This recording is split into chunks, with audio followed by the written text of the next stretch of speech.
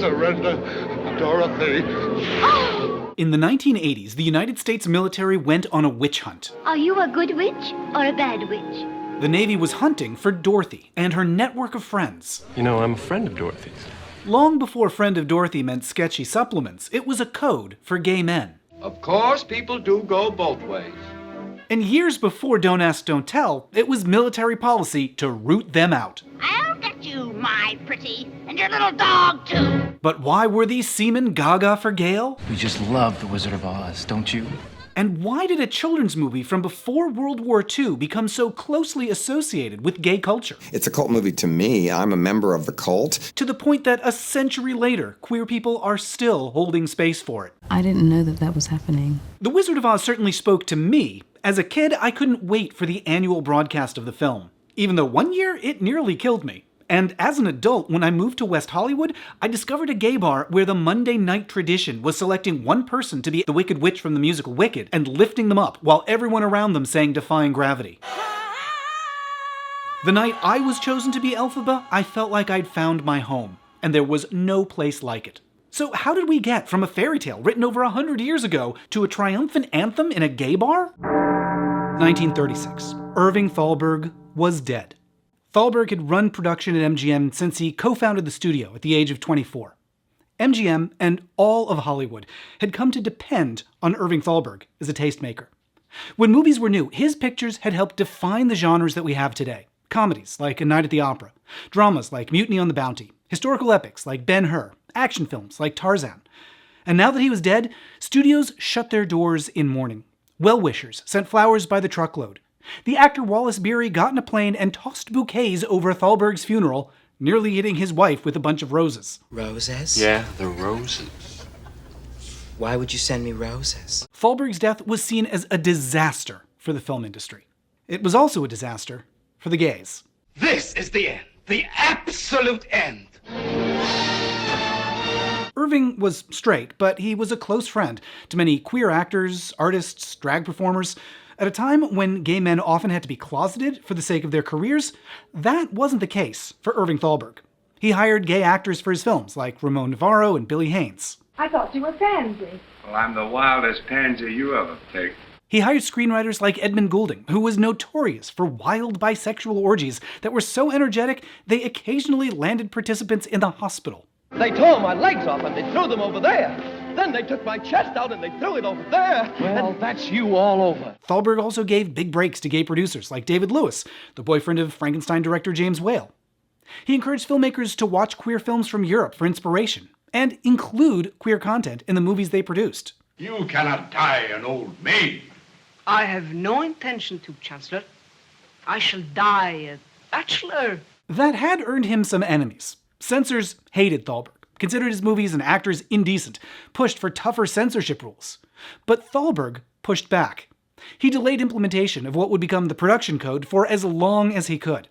But by 1936, he was gone.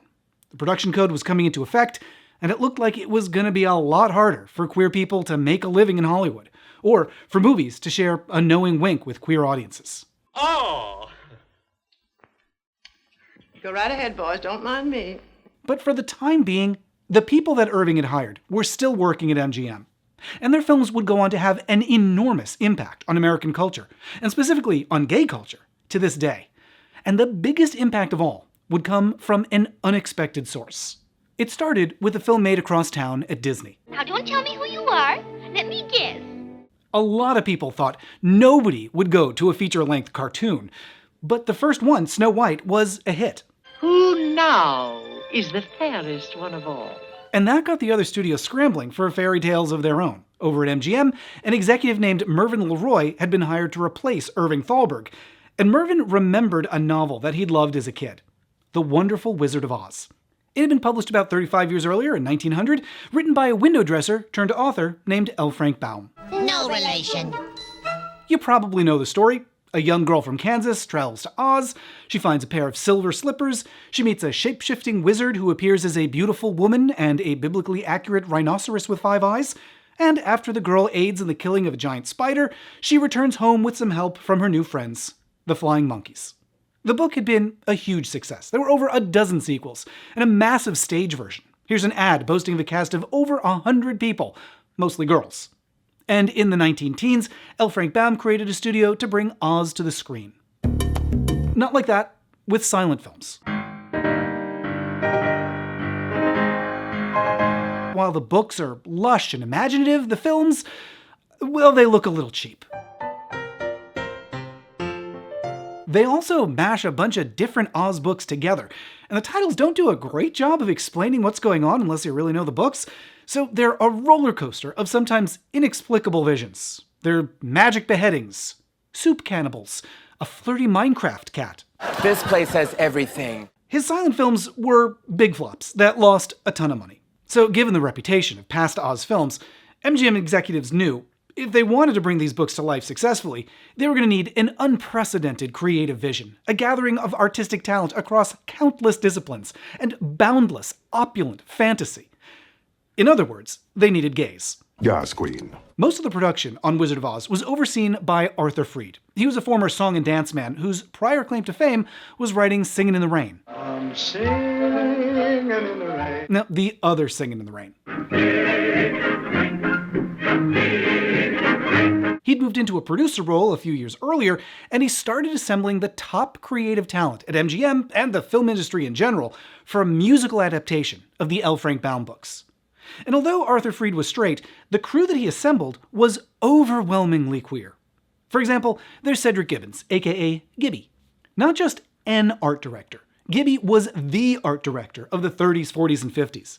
The Oscar statue that's handed out today was designed by Cedric Gibbons, so we have him to thank for everyone in Hollywood lusting after these little naked muscular men. God, I hope I get it. I hope I get it. God, I hope you all can get it. Then there's Edwin Willis, the set decorator. He had an exacting standard. He was known for antique hunting throughout Europe to acquire authentic props. If you ever see any opulent settings in MGM musicals, there's a good chance Edwin Willis was the one who found it. And then there's the costume designer, Adrian Greenberg. He worked on hundreds of movies. Whenever you see Gowns by Adrian, that's him. His outfits were so popular, American fashion followed his lead.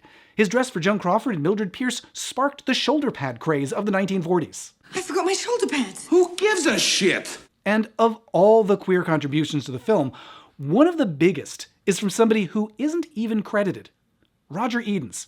He served as a producer and a music director, and when The Wizard of Oz was still early in the casting stages, executives were trying to figure out who should play Dorothy. In the books, she's around 10, so somebody like Shirley Temple would make sense. And after all, there's no place like home. But it was Roger Edens who said, hey, how about Judy Garland? Now that must have come as a surprise to some folks at MGM. Judy had been signed a couple years earlier. She was a child performer who'd worked her way up through vaudeville, appearing alongside some memorable acts. We worked with the man who just threw up for his living. And when she arrived at MGM, executives didn't really think of her as a star. Louis B. Mayer was especially awful to her. He called Judy my little hunchback and a fat little pig with pigtails. And at first, she often got cast in supporting roles. She played the awkward girl next door. Or the unsophisticated farmer's daughter. You all stop for melons? Are they nice and ripe? There ain't nothing else but. But when Eden sat down with Judy for vocal lessons, he said it was like discovering gold. My heart beats like a hammer, and I stutter and I stammer. Edens had a knack for collaborating with gay icons across his career, from Audrey Hepburn. As a matter of fact, I rather feel like expressing myself now. And I could certainly use a release. To Barbara. Look at the old girl now, fellas. Wow. To Angela. How'd you like to spoon with me? I'd like to. If there's a 20th century film diva that you love, chances are good, at some point, she worked with Roger. And it was Roger who convinced MGM to cast Judy Garland as Dorothy. And he coached her to find the emotion in the music. Years later, Judy's daughter, Lorna Luft, said, it was Roger who gave Mama the courage to let the softness, the vulnerability that was part of her into her singing. Without Roger, we might never have had Over the Rainbow, at least not the way we all remember it. And then there's one more queer figure that I want you to know about. One of the 3 credited screenwriters, Edgar Allan Wolfe, or as he was known around MGM, a wild red-headed homosexual.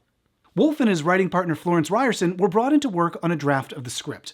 The producers wanted them to focus on Dorothy's longing for a home, a place where she could be with people who love her, who she loves in return, and to focus on the threat that the witch poses, separating her from the place that she belongs. It's easy to see how those themes of longing and isolation would make sense to a gay man. But not all of Wolfe's work was about melancholy longing. Some of it was also extremely horny. In researching this video, I found a song that Edgar Allan Wolfe wrote years before he worked on The Wizard of Oz. It's for a musical comedy called Toot Toot, based on the book Excuse Me. Excuse me, princess. It is shockingly horny, but unfortunately, I couldn't find any recordings of it, so I guess we'll never get to hear it. Unless... Oh, I love to play hooky with this good-looking rookie. You're so cute, oh so cute, soldier boy. I asked a friend to bring this 100-year-old salute to soldiers in tight uniforms to life. There's a link below to the full recording. And big thanks to actor and singer Aaron Scoggins and composer and music producer Caleb Martin. There's links to their work below as well. So, to sum up, as filming on The Wizard of Oz came together in late 1938, at every stage, from the writing, to the costumes, to the sets, to the songs, The Wizard of Oz was being assembled by some of the most talented queer artists in the country. Arthur Freed's group would stick around at MGM for years. They were celebrated for making some of the best musicals of the 20th century. And around the industry, it was such common knowledge how gay this group was, that they all came to be known by a nickname: Freed's Fairies. Now, of course, it wasn't their intent to make a gay film. And even if it was, at that point, the production code would never have allowed it. And yet, there is a lot of queer subtext just under the surface. And we're going to look at how that manifests on screen in just a little bit. For the time being, though, everybody was focused on getting through a legendarily difficult production. It was not fun like hell. It was fun. It was a lot of hard work. It was not fun at all. There's nothing funny about it. First, there were the fights over how Judy should play the character. Initially, the idea was she should play Dorothy like in the book, a child, with a blonde wig and baby doll makeup. But George Cukor, another gay man brought in to help with the production, threw that all out. He only worked on the film a couple days before moving on to Gone with the Wind, but before he left, he told Judy, "When the cameras roll, just be yourself." And then there was the challenge of directing all those actors. In some shots of Munchkinland, there are about 100 people on screen, and sometimes Judy would get lost in the crowd. So the director, Victor Fleming, was a darling man. He was always up on a boom, would say, "Hold it, you three dirty hams, let that little girl in there."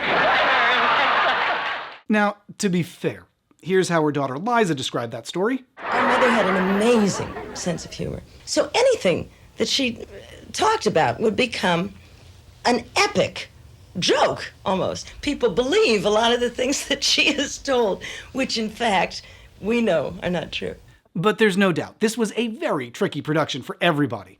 Bert Lahr's lion costume, made of real lion fur, weighed nearly 100 pounds, and he sweat so heavily they needed a special industrial dryer so it wouldn't get waterlogged. For the Tin Man, they originally cast Buddy Ebsen, Jed Clampett from Beverly Hillbillies, and used aluminum powder for makeup. But that got into his lungs and suffocated him, sending him to the hospital for weeks. So they switched to aluminum paste and just recast the part, though they never bothered to tell the new actor what had happened to Buddy. But the worst experience was probably the Wicked Witches. During a skywriting sequence, a smoke pipe hidden in the broom exploded and sent the stunt woman Betty Danko to the hospital. And there was an even worse injury to Margaret Hamilton. In one take of this scene, the fireball went off too soon and burned her hand and face. She refused to work around fire effects ever again after that. The on-set injuries were terrible, but top MGM executives were even more worried about how much the producer, Mervyn LeRoy, was spending. They didn't want to do that, believe me, to spend that much money, because there was a lot of money in those days, $2.6 million, a lot of money. They almost fired me for spending so much money. In the end, the film cost a little under $3 million. That's close to $70 million today. And for comparison, it's about 4 times the budget of Judy Garland's other film that year, Babes in Arms, which had the advantage of not suffocating, burning, or blowing up any of the cast. The Wizard of Oz was slated for a 1939 release, and they'd soon find out if all that pain and the expense had been worth it. The release came with a huge promotional blitz. There were appearances by Judy, tie-in merch, a promo booklet for theater owners entitled Exploitation. The Wizard of Oz was everywhere. And if you jump ahead through the decades that followed, the film would become especially ubiquitous in gay culture. There were references to the characters. You see, we call ourselves the Friends of Dorothy because we just love the Wizard of Oz, don't you? To the dialogue. Out of here, look behind return. It's a twister, it's a twister. To the setting. It even became part of gay slang. Disco dancing, Oscar Wilde reading, Streisand ticket holding, Friend of Dorothy, know what I'm saying? Something about this movie, and also the books, just spoke to gay people. I talked about this phenomenon with Dee Michelle, author of the book Friends of Dorothy, Why Gay Boys and Gay Men Love the Wizard of Oz. I was also really surprised how often people said they were really young when they first became fans. So we're talking 3, 4, 5, 6 years old. So it seems natural that the gay fandom would date back to the film's release in 1939, right? Well, I think there's this myth that from the moment the MGM movie came out in 1939, it became a gay favorite. I don't have any evidence of that. And the same with Friends of Dorothy as an expression. There's no evidence for that being before Stonewall. Now, that doesn't mean The Wizard of Oz wasn't on gay men's radar at all. Records from the time are pretty limited, but the film is enthusiastically recommended in this 1939 newsletter that was supposedly about trading stamps, but was actually a clandestine way for gay men to exchange letters. And in his memoir, the pioneering gay journalist Jim Kepner mentions that all of his friends raved about this film when it came out, though he didn't see it until 1975. So why did it take so long to catch on with the gays? Well, part of it is that 1939 was an especially competitive year for movies. The Wizard of Oz was up against Gone with the Wind, Stagecoach, Gunga Din, Ninotchka, Of Mice and Men, The Women. I've had 2 years to grow claws, Mother. Jungle Race! And in a lot of markets, it was simply overshadowed. Ticket sales were mixed. It didn't recoup its costs. In fact, like those L. Frank Baum silent versions, The Wizard of Oz initially lost money, and audiences just moved on. Now, there were occasional re-releases, like in 1949 with this bananas ad campaign. Are your husbands grouchy? Are your wives irritable? Solve your problems by taking them to see The Wizard of Oz. But this presentation definitely wasn't going to speak to a gay fandom, even though the husband is oddly caked up. So why did The Wizard of Oz go from relative obscurity to a foundational gay text? To come into its full power, first, The Wizard of Oz simply needed to get back in front of audiences. That might never have happened if the film industry wasn't blindsided by an existential threat. Now, the principal advantage television has over radio is that the performer can be seen as well as heard. In the 1950s, TV started siphoning audiences away from theaters, just like streaming is today. At first, studios tried to lure people back to theaters with gimmicks, like 3D. And when that didn't work, they realized they were going to have to adjust to this new medium. And they started running classic films on TV. So, in 1956, audiences got to see The Wizard of Oz for the first time on television. For most viewers in black and white, so they never got the thrill of the Technicolor reveal. And there were a few other differences from the theatrical version. Well, we're going to leave Dorothy and her friends for a moment so we can follow a boy and a girl on another trip and another adventure. We're off to see the Ford, the wonderful new kind of Ford. We're here in the land of the new Ford. Theatrically, The Wizard of Oz had only ever done so-so. How'd it do on TV? And the ratings, they went through the roof. They were astronomical. It was like something like 45 million people. Part of that success was very good timing. They showed it on the Sunday before Thanksgiving, a celebration of home, a celebration of Americana. And from there, it turned into a yearly tradition. The arrival every year of The Wizard of Oz on TV was a part of my liturgical calendar. We had Christmas, we had Easter, we had The Wizard of Oz. It was like the three main events of a child's annual life: birthday, the December holidays, and the night The Wizard of Oz was on. Even in the 1980s, when I was a kid, I remember what a thrill it was. When I was 5 years old, there was a showing during a hurricane, and just as Dorothy got to the Emerald City, I swallowed an arcade token that I had found, and the token got lodged in my throat. My parents had to rush me to the hospital to get it out. I was fine, but of everything that I remember from that experience, What stuck with me most was how furious I was that I'd missed the whole second half of the movie. The point is, with those rebroadcasts, the movie got a second life. It was a chance for audiences to take another look and realize just how good it was, and to make it part of an annual tradition. But although it was popular with families and kids, it still wasn't a cornerstone of gay culture. But what was Judy. Call me on the phone and sing a couple of notes to me, and I'll give you hatred like you've never gotten before. Judy Garland developed a massive gay following in the 50s and 60s. The phenomenon was documented by, of all people, William Goldman, the author of The Princess Bride. He spent a lot of time researching gay audiences at Judy concerts. In one article, he describes a 21-year-old fan who's watching Judy sing and clutching his hands so tight they've started to bleed. Story that I find a little inconceivable. One of Goldman's explanations for this phenomenon is that if homosexuals have an enemy, it is age, and Garland is youth, perennially, over the rainbow.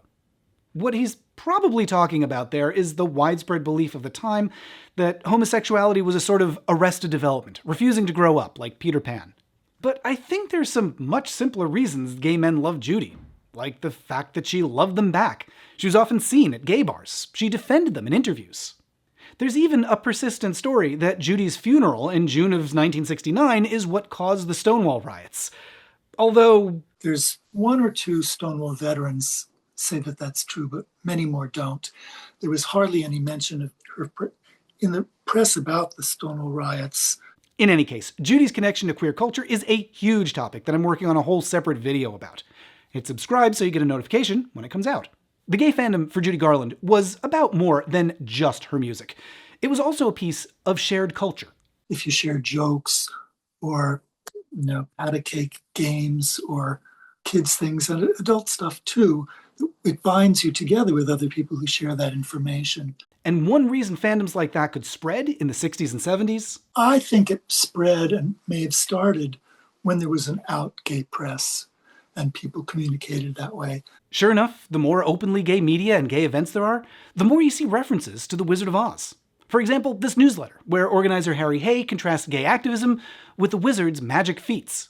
And this newsletter about trans issues from the 1960s, discussing how the original books approached gender fluidity. The Wizard of Oz appears in ads for books targeted to queer people. Here's an ad for an Oz journal published in a gay newsletter. So there were 4 big forces driving the gay Wizard of Oz fandom. 1, the movie's easily accessible. 2, there's already a gay fandom for the star. 3, there's finally a way to share that fandom. And 4, this movie, made by some of the country's top queer artists, makes it very easy to spot gay themes. So as gay people were watching this film through fresh eyes in the 60s and 70s, it almost seemed like it was made for them. So let's take a look at how that shows up on screen. It starts with Dorothy's longing for escape. When we first meet her, she doesn't know where she belongs, but she is sure it's not Kansas. Adults there don't listen to her. Dorothy, we're busy. Or they dismiss her. Think you didn't have any brains at all. Her only friend is a dog who gets targeted just for doing what comes naturally. This goat hit Toto right over the back with a rake just because she says he gets in her garden and chases her nasty old cat every day. That feeling of not belonging is something a lot of queer people can identify with. I spoke to the artist and writer Terry Bloss, an Oz superfan who's been writing Oz stories since he was a kid, and we talked about how he connected with characters like Dorothy. I grew up in a pretty religious household, and I think that there were certain expectations placed upon me. All the other boys in my school and in my church were super into, basketball and football, and there were expectations placed on me to be a missionary and to do certain things. So I think I was trying to escape some of those things that I knew I was either expected to do or that were coming up in my life. Wizard of Oz songwriter Yip Harburg explained how he saw Dorothy's starting place. It's an arid, colorless place. Almost no flowers there because it's so dry. The only thing in her life that was colorful at that point was, I thought, the rainbow. It was the only thing of color that she had ever seen. So I said, I must have a song with rainbow in it. He gave her a song where she expresses her dream, to get out of there. Do you suppose there is such a place, Toto? to find a place with no troubles. Behind the moon, beyond the rain. And when MGM executives heard Judy sing, they said, "It stinks." They went to Louis B. Mayer and they said, "You can't have our movie star singing in a barnyard. Where's the glamour?" And at that, the producers, Mervyn LeRoy and Arthur Freed, panicked. They said, no, the movie needs that song. The audience has to understand Dorothy's longing. It was almost exactly the same fight that the creative team had at Disney 50 years later when Jeffrey Katzenberg wanted to cut Part of Your World, a song written by a gay man about longing for a place where you belong. I wanna see 'em dancing. For more about that Little Mermaid story, check out my video about the songwriter Howard Ashman. This story is true and deeply humiliating, but we'll tell it. Fortunately, in both cases, the gays prevailed and the song stayed. I also talked to Terry Bloss about how those heroic I Want songs gave him something to look forward to. I don't think there's anything wrong with being born in a town, you grow up there, you spend your life there. That's fine. But for some reason in my brain, and it probably had a lot to do with Oz and with The Little Mermaid, after high school, I was like, I'm gone. I'm leaving. I'm not that, and obviously Romeo and Michelle, we're out of here. And I think one thing about this song that works really well is that we don't just see Dorothy's sadness, we see hope, her belief that there is a place for her somewhere. And I think this line is crucial. And the dreams that you dare to dream. That you dare to dream, that dreams can be brave, and they can come true. That is a beautiful idea today, and imagine how it must have felt to queer people 50, 60, 70 years ago, living somewhere totally isolated and being told, be brave, dream of the place you belong. And part of what makes Oz an answer to Dorothy's dream are its colors, its music, the fabulous visions. At last, it's the escape that she dreamed of, and that a lot of viewers dreamed of too. So I grew up between Boise, Idaho, and several different cities in Mexico. And for me, no shade to Boise, but it was somewhat brown and gray. And then we would go to Mexico, which was this intense, colorful, beautiful place where I felt like I was seeing this sort of similar relationship that Dorothy would have to here's home, here's this other place I get to go. And so I think I was one of those kids whose imagination was sort of ignited by Oz. It's probably my earliest and strongest, I think, inspiration as a kid. But there's more to Oz than just the beauty. There's also her new friends. It starts with the Scarecrow, or as drag icon Ginger Minge called him, this mindless twink that just dances his way mindlessly through life, depending on his best friend to get him where he needs to go. Then there's the Tin Man, who gets so emotional he can't move, which is why he has to carry his own lube. And the line, you don't even have to insinuate about him being gay. I'm afraid there's no denying I'm just a dandelion. Dandy was a well-established slang word for homosexual by that point. Here's a review of a play from 1 year earlier calling Oscar Wilde a witty, hedonistic homosexual dandy. Put that in your Grindr profile. What these characters all have in common is that they're men who appear unmanly by the standards of the time. There's an expectation that men should be smart, stoic, brave. For the most part, these three characters behave the opposite of those ideals. Plus, they're following a woman, letting her be in charge. By the standards that audiences would have at that time, the characters are totally unmasculine. And I got a permanent just for the occasion. And yet, they're also loyal. They're lovable. We root for them the whole time. They are our heroes. I spoke to another Oz superfan, the writer Josh Trujillo, about how important those characters were to him. I think everyone wishes that they had three great friends, like the Scarecrow, the Tin Man, and the Cowardly Lion. And I think a lot of queer people feel isolated, but to know that there is a place, whether it be real or imagined, like going over the rainbow, that you're always welcome to and where nothing bad will ever hurt you, I think is the most powerful story you could possibly tell. They meant so much to Josh as a kid, he started collecting Wizard of Oz memorabilia. Every time we went to the mall, it was me going to the Hallmark store and basically throwing a tantrum until we walked out of there with Ray Bolger's likeness on a porcelain plate. Here's artist and writer Terry Bloss again. In those books, she calls her friends queer, and not in a bad way. It was always like, these are my queer friends, and that she found strength in that. In the book The Road to Oz, a character named Polychrome says to Dorothy, you have some queer friends. And Dorothy replies, the queerness doesn't matter as long as they're friends. So the movie shows someone longing for a place they belong, finding it with fellow outcasts. And then there's just the sheer camp of it all, especially when it comes to the witches. Come out, wherever you are. They've got huge outfits, flamboyant gestures, flashy entrances and exits. They're over the top, exaggerated, and they are, essentially, drag queens. I'll get you, my pretty. So of course, they've been inspiring drag performances for decades. I'll be seeing you, sweetie. And in multiple languages. Vous, ma chérie, vous, mon charmant du prive, c'est bonne de ma faire, je peux diviser. Mille bruja de l'ouest, from El Mago de Oz. These over-the-top displays of feminine power have had such a huge impact on pop culture.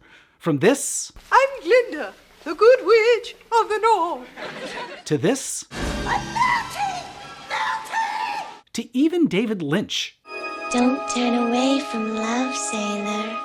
And obviously to Wicked.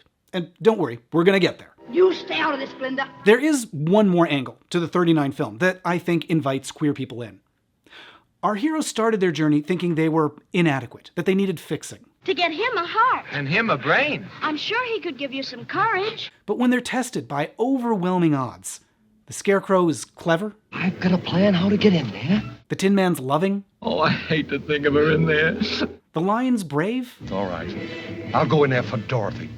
Their reward for their journey is discovering, together, they were never broken in the first place. They're fine the way they are. Not just fine, but powerful together. I felt like I had it within me to kind of go out there and take on the world and be who I wanted to be, but I was always too scared to do it until I found a group of people around me that encouraged me to really find my voice and find my roar and not be scared of other people. The qualities that made them outsiders are the qualities that brought them together. And going out into the world with each other is how they discovered their true selves, because they knew they could count on each other. And remember, my sentimental friend, that a heart is not judged by how much you love, but by how much you are loved by others. So those are just a few of the elements that make The Wizard of Oz special. Because there's nothing that has all the themes that appeal to gay men and is as widely disseminated. And sure enough, we see an explosion of fandom for that film in the 1970s. There's screenings at the new gay community centers, Wizard of Oz merch at the new gay bookstores, advice columns in the new gay magazines written in the voice of Glinda. And then there were the conventions. When I went to my first Oz convention, the thing that was most powerful to me was there were other people who were Oz geeks. You know, I would make Oz allusions and metaphors and they would all get it. And then the second thing was seeing how many other gay men were there. This was not always a safe world, if not now, even, to be openly queer. But at a Wizard of Oz convention, you can be whoever you want. And it served an under the radar kind of thing. So it wasn't like they had a sign like some gay cruises say, you know, Friends of Dorothy meet Saturday at 2 p.m. by the pool. People just sort of knew each other, winked at each other, and then chatted each other up. The Wizard of Oz became such a natural part of gay culture that by the late 1970s, the term Friend of Dorothy had become slang for gay men. Hello, all you friends of Dorothy out there. That even led to a misunderstanding in 1980 when the Navy was trying to expose gay soldiers. Investigators heard gays referring to each other as Friends of Dorothy and assumed there was a real woman named Dorothy who was some kind of homosexual ringleader. So when one soldier confessed to being gay, they told him they knew all about Dorothy and insisted he take them to her. But he had no idea what they were talking about. You're Dorothy, and I'm Toto. Ironically, some of the earliest appearances of the term Friend of Dorothy call it dated slang from decades earlier. But the earliest documented uses are from around 1980. It's just that the film and the references and the slang are all such a good fit for gays, it seems they ought to have been using it the whole time. The Wizard of Oz is, I think, still one of the most successful movies of all time. So a cult movie in some way, it's a cult movie to me. I'm a member of the cult, but so's everybody. So it's a very wide cult. It's the most mainstream cult of all. Now, there were other Wizard of Oz projects. Some very successful, like The Wiz. But most ran into some resistance. It would be suicide to make The Wizard of Oz today. The movies you should remake are the bad ones, not the good ones. There's the nightmare visions of Return to Oz. What do you think? An Oz anime set in space. We have heard the great Wizard of Oz can grant any wish that he chooses. You're correct! My powers are wondrous! There's a Turkish version where the witch really makes a meal of her death scene. Evet, benim azalimde su. Biraz sonra yok olacağım. And one of the oddest takes on Oz. The gun is good. The gun is good! The penis is evil. Now, we don't have time to talk about all of the weird Wizard of Oz adaptations right now, but I'm posting a bonus video about them over on Patreon, plus videos about the openly queer actors working at MGM during the 1939 Wizard of Oz, and about the rumor about one producer there eating spaghetti with his hands. It was a sight to see. Everybody came to the commissary to see it. And he liked spaghetti a lot. You can watch all that and much more at patreon.com/mattbaum. These are all fun, but none of them hit quite the same way. For decades, it seemed like the 39 film was the definitive take on Oz, and our cultural attitude toward the story and its characters had been set for good. And yet, in the mid-90s, a children's author named Gregory Maguire started to look at Oz in a very different way. Gregory was a lifelong fan of fantasy stories. I talked to him a couple of years ago on my podcast. The stories that have always interested me in childhood and still do in adult life are those that approximate the beginning of every fairy tale you ever read. Once upon a time, there was a child who was so wonderful that her mother died. Took one look at her and died. And then the child has to make his or her way through a dark world. Gregory never knew his own mother. She died giving birth to him, and he spent some of his childhood in an orphanage and in relatives' homes before his father and his stepmother were ready to raise him. During that instability, fairy tales were an escape for him, and he especially loved The Wizard of Oz. And I remember that in the lower middle class neighborhood in which I grew up, the advertising on TV for the upcoming rebroadcast of The Wizard of Oz set the schoolyard into a lather of hysterical anticipation. As an adult, he got a degree in children's fantasy literature, ran a literacy nonprofit, wrote novels for kids. It was rewarding work, but a tough way to earn a living. By the early 90s... So I was kind of living off my boyfriend in a way that didn't make me feel good about myself. I've been writing professionally for 16 years and I've never really broken out. I have to do something soon or go into the selling of insurance. He was living in England then, when two huge events took place. The first was the start of Desert Storm. Trying to suppress Saddam Hussein, who was called in the newspapers in England the next Hitler. The second was a shocking crime. A little boy murdered by two other children. How could that happen? Where does the evil in that behavior come from? Everybody in England was talking about it, and I saw the evil of international war and the evil of school kids killing a weak child with binocular vision. And I decided if I did not write about the nature of evil somehow, I would probably have to take myself off to the loony bin at last, because I just couldn't process all that. To tell that story, he thought back to the good and evil characters that he'd loved as a boy, and one character in particular. And I thought, well, there's an idea. After all, she's called Wicked, and I knew, having been a good child scholar, that L. Frank Baum never said anything about how she got to be bad. So he started to write. It was as if my curly hair was on fire. I wrote the book in 5 months. I was writing so fast I couldn't even stop to take notes about what I wanted to have happen next. The novel that poured out of him was called Wicked, The Life and Times of the Wicked Witch of the West. It's about a family in Munchkinland who give birth to a baby named Elphaba. She's green with fearsome, sharp teeth, and she grows up an outcast, knowing that people are afraid of her.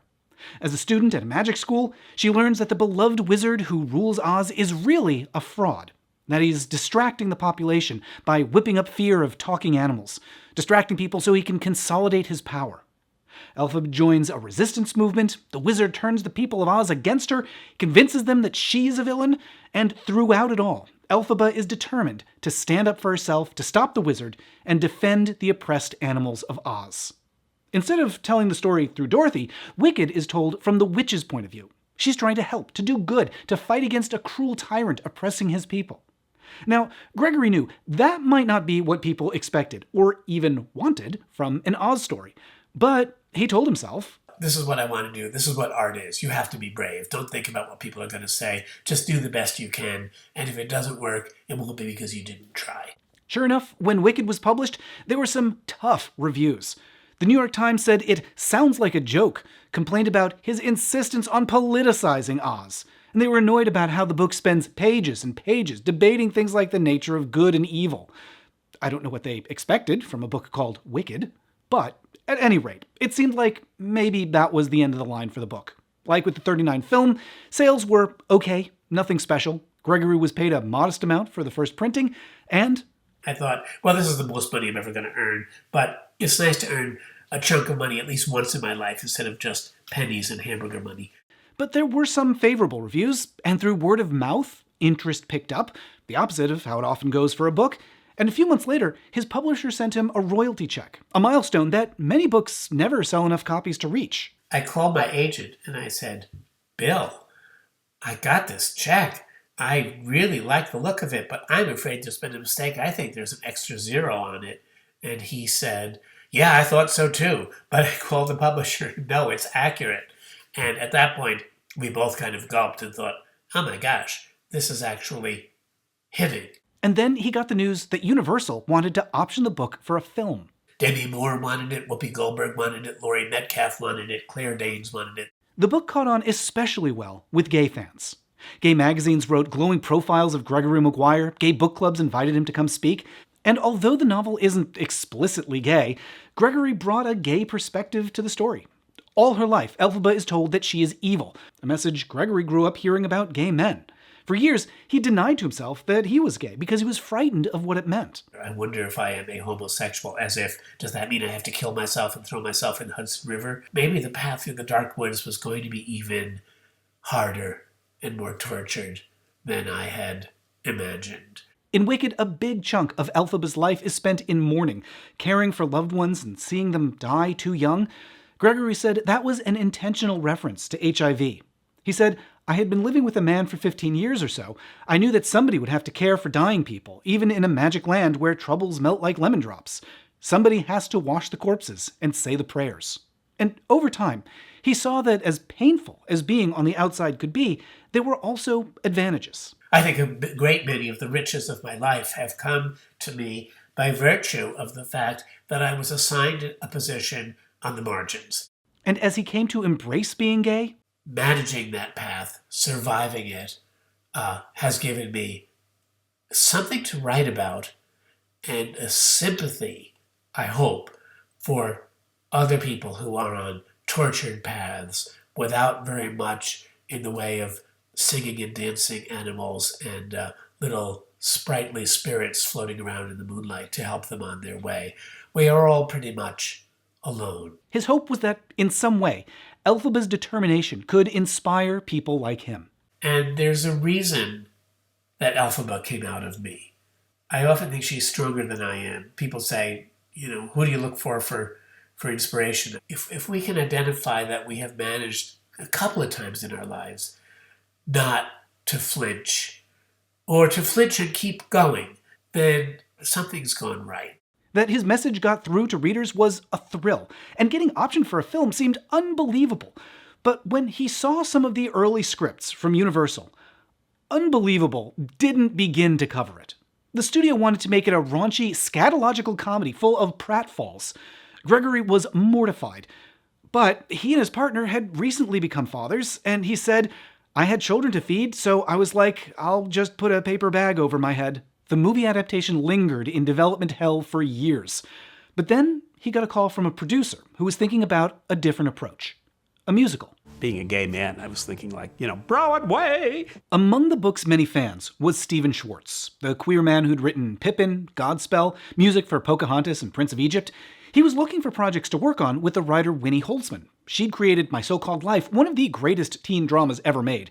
For more about that, check out my video and my podcast about the show My So-Called Life. There's links to that below. Winnie was a perfect person to adapt Wicked. My So-Called Life is full of many of the same themes that Gregory's book explores. What makes somebody good or bad, being an outsider, and that it's painful but can give you a different perspective on the world. And she brought her own new perspective to the story. She added a focus on the fraught relationship between Glinda and Elphaba. It's about two women and their friendship, how at first that they immediately clash and ultimately become very, very important in each other's lives. Gregory told Winnie that he was fine with her adapting and changing his book. He said he felt free to adapt L. Frank Baum's story, so he wanted her to feel free to adapt his. And if you like Act 1 of Wicked, you should check out My So-Called Life. It is full of complex characters trying to do good, but making a lot of mistakes and hurting each other by accident. And there's some situations that will feel very familiar, like the unlikely friendship between the popular good girl Sharon and the bad girl Rayanne. Or a school dance where an excruciatingly awkward moment is broken by characters deciding to dance together, no matter what anyone might think of them. And if My So-Called Life had had a second season, the writers had planned a storyline involving a gay teacher that was going to be the center of controversy. But in a sense, Wicked is a bit like the second season of My So-Called Life that we never got. So as Winnie and Stephen chugged away on scripts and songs for years, they had some readings and some workshops with actors. To play Glinda, they brought in Kristen Chenoweth. She was known for playing ingenue roles on Broadway. And for Elphaba, they cast the wickedly talented Adele Dazeem. She was an actress with a knack for originating roles that were embraced by queer audiences. She'd already played Maureen, the queer girlfriend in Rent. Sister? We're close. And she'd go on to play Elsa in Frozen. Those early Wicked workshops were helpful, but to figure out if the story was working, they needed to see it on stage. So the team decided to take a risk on a tryout in San Francisco, directed by Joe Mantello. He had recently won a Tony for Take Me Out, a play about a gay baseball player. And Joe is known for taking on risky projects. You can't hesitate, or they can smell it. So Wicked opened on June 10th, 2003 in San Francisco. Here's the producer. My name is Mark Hunt, and I want to welcome you to the world premiere of Wicked.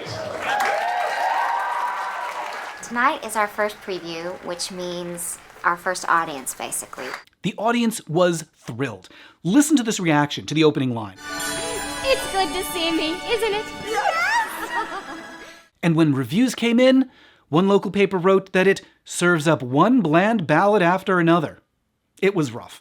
Variety wrote, "Ding dong, the witch's prognosis is uncertain."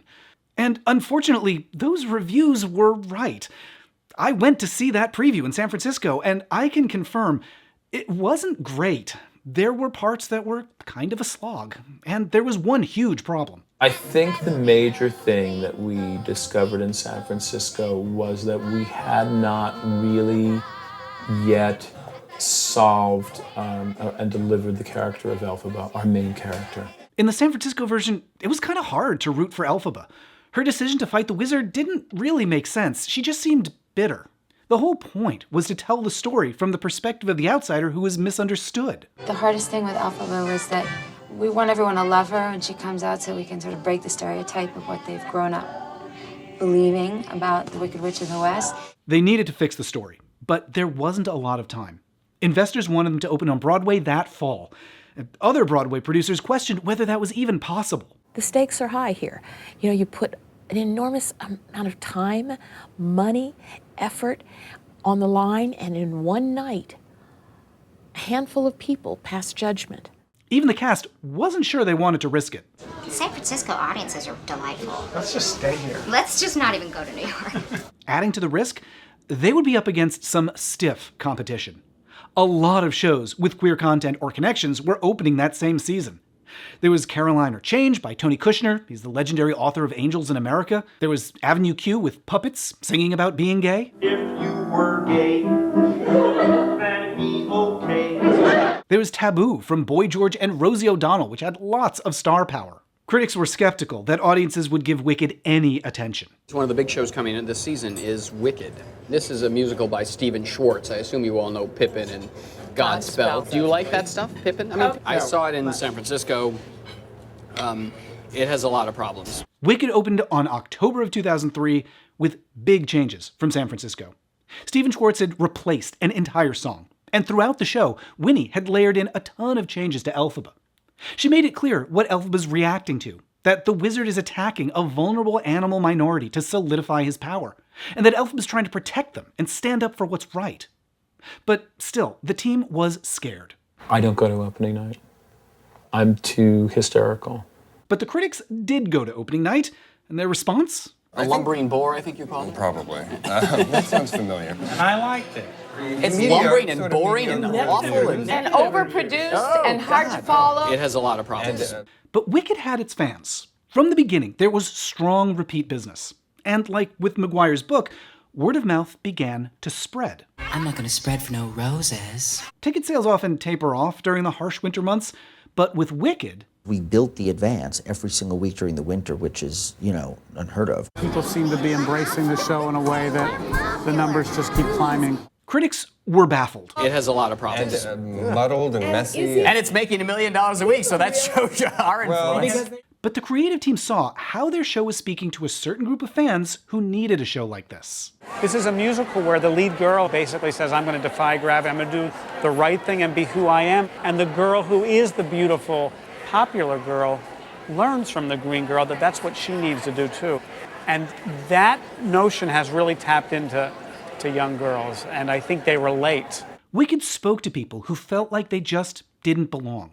Very much like the books and like the 1939 film. I realize now it's like kids come with their parents and they get it on a whole different level. When you get tired and the 8 shows a week starts to get you down and you might have a cold, and I try to remember these kids that are out there. Here's the music supervisor and conductor, Stephen Aremus. I can see to my right and to my left a little bit of some of the people in the first couple of rows, and there are young kids that come, and when she starts to fly and you see them like have this transcendent experience that is so magical. I spoke to YouTuber Emma McMahon about Wicked. She first saw the show when she was in 8th grade. I didn't know it was queer at the time, so it's hard to know exactly what was hitting, but I think the story of an underdog outsider who has to accept that mainstream conformity won't save her is I'm glad that I was receiving stories like that in my adolescence. That feels really valuable to me. Emma just posted a video about Wicked's stage-to-screen adaptation. Check that out on her channel, Media Processing.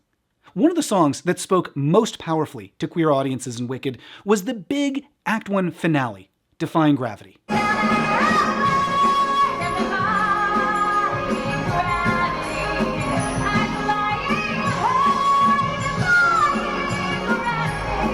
It's where Elphaba declares she's not going to seek approval or even try to fit in anymore.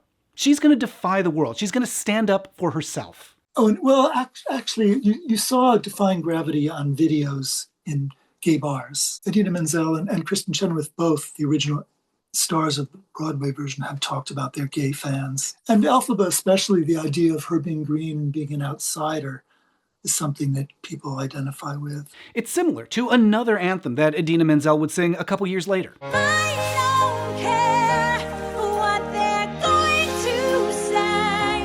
In its first year, Wicked won a ton of awards. It went on a big national tour. Then it went international.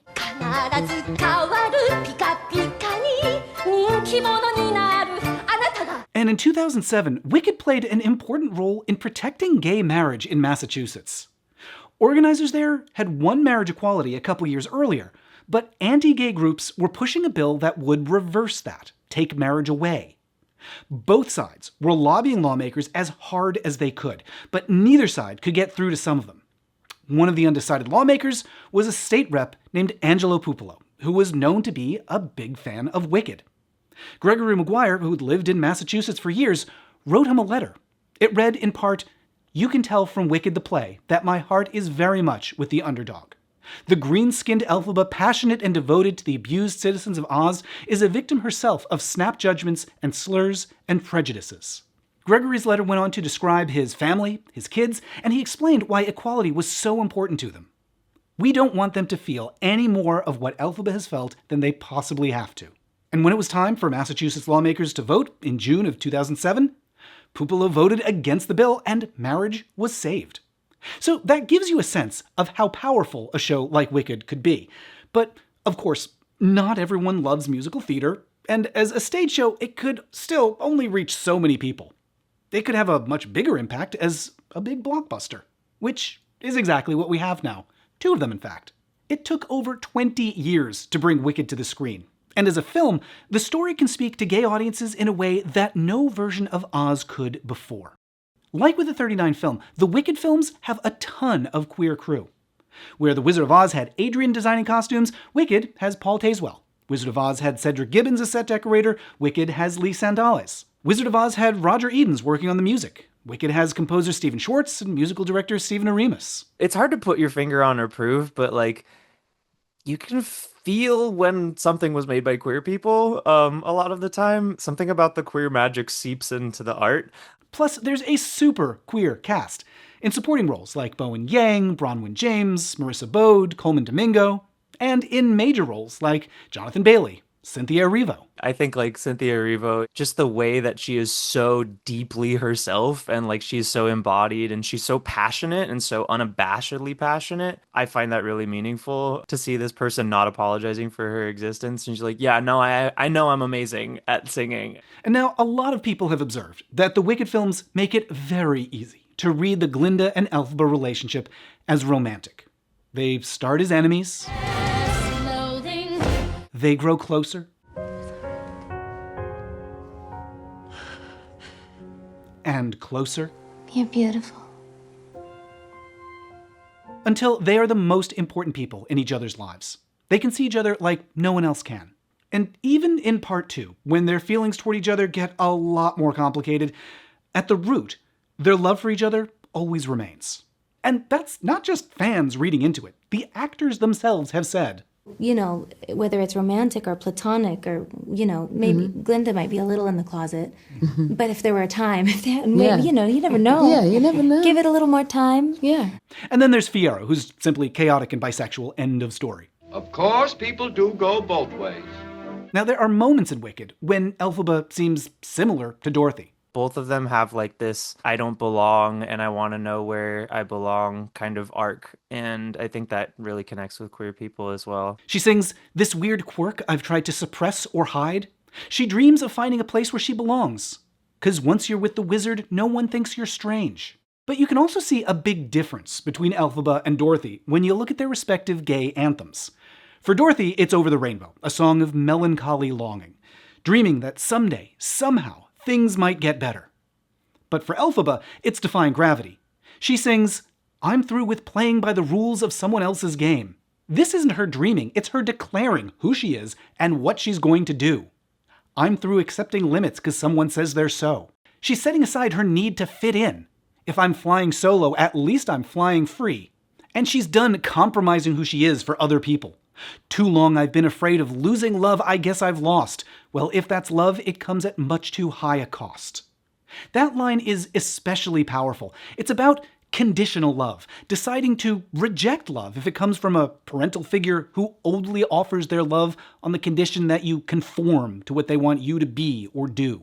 If you compare Over the Rainbow with Defying Gravity, it makes sense that for gay men in the 60s and 70s, a melancholy song about what might change someday would make sense. While it doesn't feel like Judy Garland is necessarily like my top diva, like it does feel meaningful to know that like this was that for a generation and that it was a shared interest that united people before it was like safe to come out and say who you are and what you were into. And it makes sense that a more defiant song would hit in the 2000s. Not an I wish song, but an I'm going for it song. For a time when queer people have made a lot of advances that we could once only dream of. And we can see we can keep winning more. This arc of Elphaba going from I'm different and it's bad and I want it changed to I'm different and that's what makes me powerful. Elphaba's especially motivated to protect the weak and vulnerable. In this case, the talking animals of Oz. She sees that the wizard is making them into literal scapegoats. It's a metaphor that you can see as a stand-in for any number of oppressed groups in real life. They're not allowed to teach, not allowed to speak, not allowed to use public accommodations like transportation. We see many of them trying to flee, fearing that things will get worse, which Elphaba discovers has already begun. For something written in the 90s and brought to the stage in the early 2000s, it feels shockingly timely to today.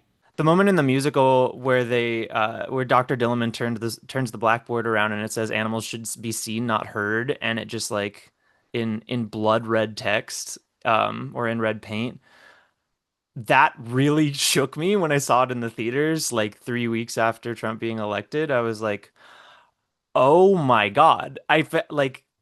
I don't know. I couldn't figure out a way to say this that didn't sound like trite, but it like felt like I was witnessing a hate crime. And it's like, well, this is a goat, like that's not akin to a real hate crime. But I was like, this is an intimidation tactic from a cowardly individual who wants this person erased from public life. Wicked gives queer audiences a lot of ways to see themselves. I think anytime that there's a story as catchy and as meaningful as this, like, I think little queer people everywhere have a potential to see themselves in it. It was really interesting having like this piece of comfort media from my childhood intersect with like a really prescient, really relevant political message for the moment we lived in. There's something very special about Oz stories going all the way back to the beginning.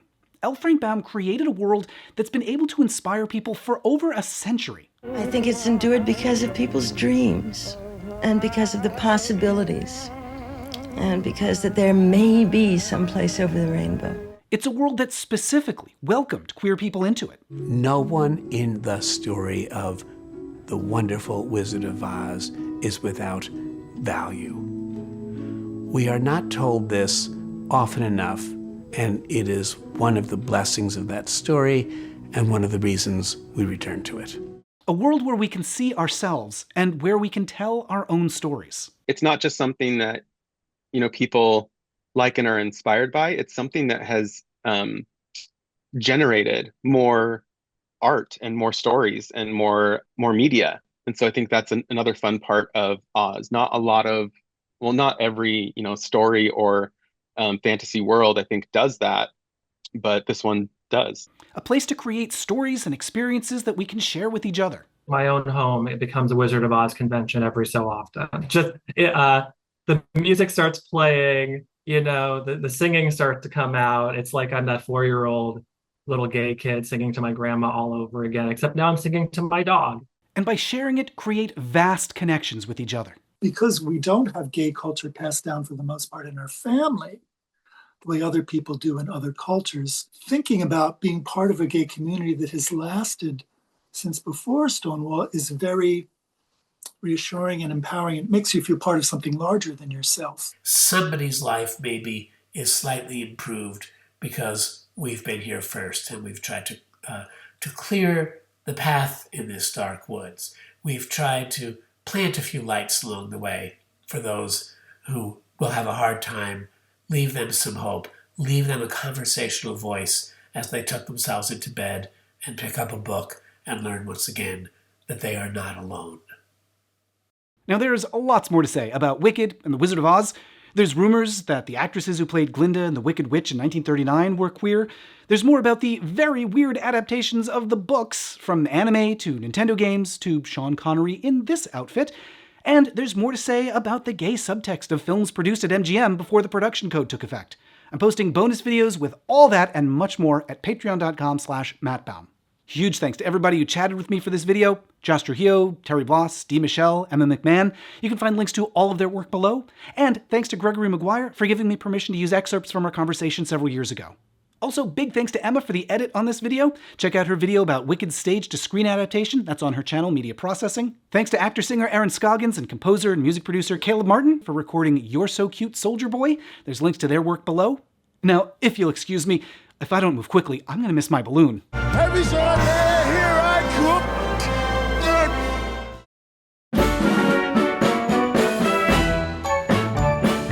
Oh, it's strange to see the magic change. A suit of khaki brings about. The men I once passed by now seem to catch my eye whenever I go out. One and all, if they are short or tall, they seem to take my heart by storm. And every young recruit like cat food, for I love a uniform. You're so cute, oh so cute, in your new khaki suit. When you're marching down the line, then I get this countersign. It's a soldier boy for mine. As I die,